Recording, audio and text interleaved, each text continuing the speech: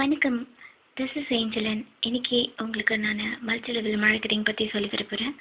Already உங்களுக்கு நான் network marketing பற்றி உங்களோட கூட ஒரு செய்தி நான் ஷேர் பண்ணியிருக்கேன். இப்போது மல்டி லெவல் மார்க்கெட்டிங் அப்படின்னு என்னென்னு பார்க்கலாம். முதலாவது, இந்த மல்டி லெவல் மார்க்கெட்டிங் பிஸ்னஸ் ஏன் இவ்வளோ ஃபேமஸாக இருக்குது அப்படின்ற ஒரு கொஷின் உங்களுக்குள்ளாரே இருக்கக்கூடும். அதற்கான பதிலை நான் சொல்லிடுறேன். உதாரணமாக, அமெரிக்காவில் இருக்க ஒரு கம்பெனி இந்தியாவில் வந்து லான்ச் பண்ணணும்னு நினைக்கிறாங்கன்னு வைங்களேன். அவங்களுடைய பொருளை இங்கே சந்தைப்படுத்தணும் அப்படின்னா அவங்க மில்லியன்ஸ் ஆஃப் டாலர்ஸை அட்வர்டைஸ்மெண்ட்ஸ்க்கு செலவு பண்ண வேண்டிய ஒரு கட்டாயம் ஏற்படும். ஸோ அந்த மாதிரியான விஷயங்கள் எல்லாம் தவிர்த்து ரொம்ப சுலபமாக, ரொம்ப ஈஸியாக, அழகாக சந்தைப்படுத்தக்கூடிய ஒரு எளிமையான முறை இந்த எம்எல்எம் மார்க்கெட்டிங் அப்படின்னு சொல்லலாம். காரணம் என்னன்னு பார்த்தீங்கன்னா, அமெரிக்காவில் இருக்க ஒரு டிஸ்ட்ரிபியூட்டர் இந்தியாவில் இருக்க ஒரு அமெரிக்காவில் இருக்க ஒரு மேனுஃபேக்சரர், அதாவது தயாரிப்பாளர் இருக்காங்க இல்லையா, அவங்க என்ன செய்வாங்கன்னா, இந்தியாவில் இந்த பொருளை சந்தைப்படுத்துறதுக்கு ஒரு 3 விற்பனையாளர்கள், டிஸ்ட்ரிபியூட்டர்ஸ் அவங்கள தேர்ந்தெடுத்து அவங்க கையில் அந்த ப்ராடக்டை கொடுத்து விற்று தர சொல்லுவாங்க. நீங்கள் அதில் அவங்களுக்கு 2 ஒரு அழகான வாய்ப்புகளை கொடுப்பாங்க. ஒன்று, பொருளை விற்பதன் மூலமாகவும் ஒரு வருமானம்.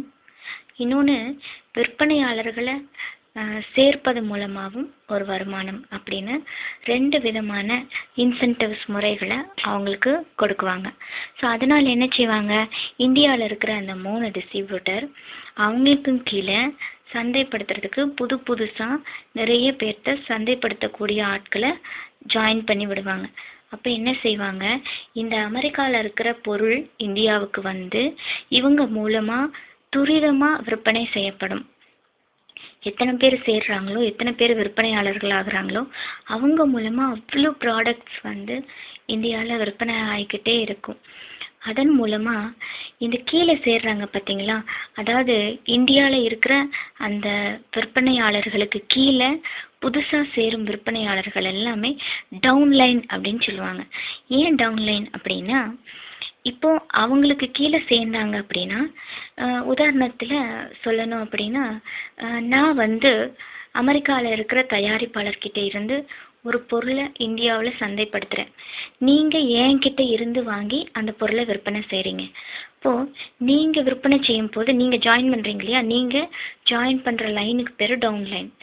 நீங்கள் ஒரு இன்கம் ஏர்ன் பண்ணுவீங்க இல்லையா, ஒரு பொருளை விற்பது மூலமாக உங்களுக்கு ஒரு வருமானம் வரும் இல்லையா, அந்த ப்ராஃபிட்டில் இருந்து அந்த தயாரிப்பாளர் உங்கள் ப்ராஃபிட்லேருந்து எனக்கு ஒரு 2% கமிஷன் கொடுப்பார்.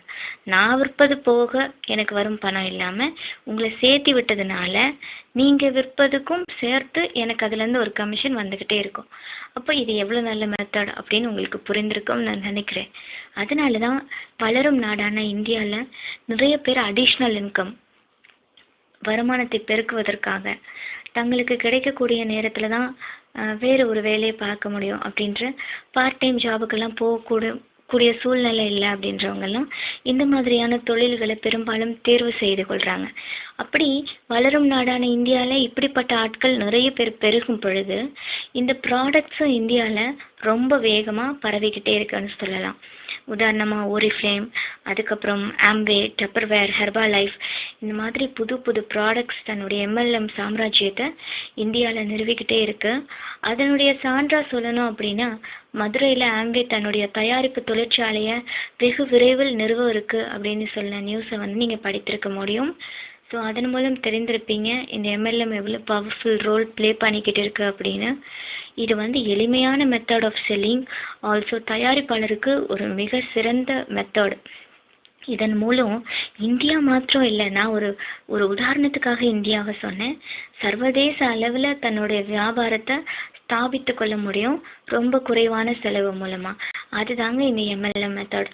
இப்போ உதாரணமாக இந்தியாவில் சொல்ல போனால் நிறையா சப்ளிமெண்ட்ஸ் விற்பனைகள், அதுக்கப்புறம் வலி நிவாரணிகள், பவர் ஸ்ட்ரிப்ஸ், இந்த மாதிரியான நிறைய புது ப்ராடக்ட்ஸை எம்எல்எம் மூலமாக லான்ச் பண்ணுற விஷயத்த நீங்களும் சோஷியல் மீடியா அட்வர்டைஸிங்ஸ்லாம் நீங்கள் பார்த்துருக்கலாம் மேபி. ஸோ இதெல்லாம் எம்எல்எம் முறைகள் மூலமாக செய்யப்படுவதனால தான் குயிக்காக ரீச் ஆகுது. இப்போ உங்களுக்கு எம்எல்எம் மார்க்கெட்டிங் அப்படின்னா என்னென்னு தெரிந்திருக்கும், புரிஞ்சிருக்கும் அப்படின்னு சொல்லி நான் நினைக்கிறேன். Hope it is informative. Thank you so much for watching.